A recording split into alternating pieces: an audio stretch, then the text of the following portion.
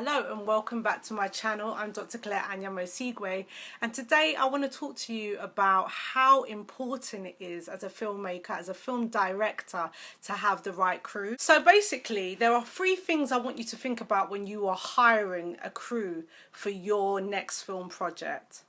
For me, the essential key to my arsenal of crew was having an amazing DOP. Like, I cannot thank Isra Azam enough. He's a really dope DOP, and I'll tell you why. Because he's an actor and he's a director himself, he rehearsed every single scene. Go to www.noshayfilm.com. You can find it in your region to watch it. For first-time actors, my whole cast were first-time actors, and my whole crew were pretty much, that was their first or second IMDb credit. I think we did an outstanding job, and the reason why was because we was led by a very strong DOP who rehearsed the scene with the actors. He made everybody else feel really calm and confident on set, even though we were all very new. I was a new director, and he led from the front. He almost was my first AD. So he added a lot of professionalism and a lot of calm and comfortability to the entire set. So thank you so much, Israel. I probably never said that to you ever, but I just want you to know that in retrospect, 2 years on, I can think about that time on set with you, those 6 days, and you effing nailed it for me. So thank you so much. Rule number 2 when you're looking for the right crew is to find find amazing runners, and don't be afraid to cut people off if they're not up to scratch. Everybody wants set experience, but sometimes people can become an impediment to your crew if they are talking whilst people are doing scenes, or they are taking extended breaks when you send them to get everyone's lunch. These things can impede on the morale of the entire crew if people are not being fed at the right time, or if you're a couple of men down or women down, and you're relying on strong interns and assistants, set assistants, to really fill those gaps for you.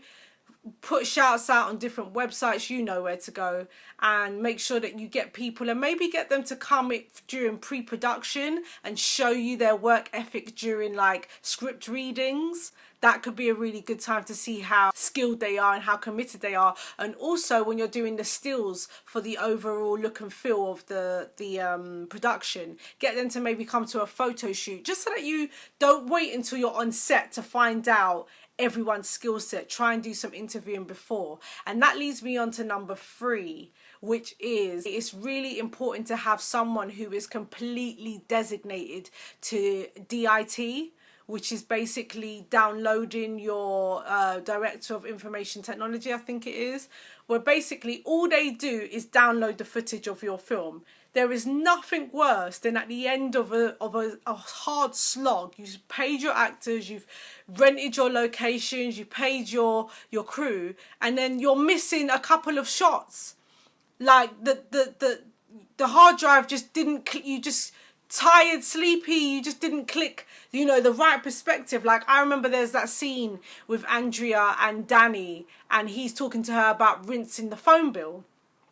And we don't get her perspective, we just get him looking at her, because I lost that footage. I needed that footage so bad, because that beautiful perspective of seeing Danny, where I thought our relationship was going, I didn't have the luxury of having that coverage because I didn't have somebody designated to DIT. I had Emmanuel, and to be fair to him, he was wearing so many hats as exec producer, on-set producer, line producer, and then was, assisting me with all different elements of things that were going on. Locations were breaking down, we had to find new locations. There was so much going on behind the scenes, but we had to keep that machine going. But going forward, I would absolutely have somebody who just focuses on downloading your footage, because you've taken the time to dress that scene up, get the hair and makeup done, get the actors ready, get your DOP, and then you walk away without that shot.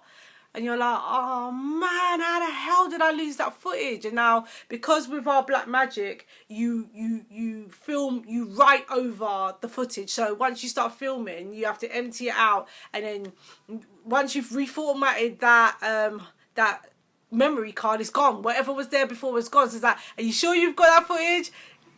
Can I press delete? Okay, it's deleted now. And then you're like, oh my God, I don't have that footage. I hope this information was really, really helpful to you. If it has been, please leave a comment down below. Let me know if you've got any other top 3 tips that I could have shared or that you'd love to share with me. Subscribe to my channel, share this on your socials, and I'll see you on the next video. Bye.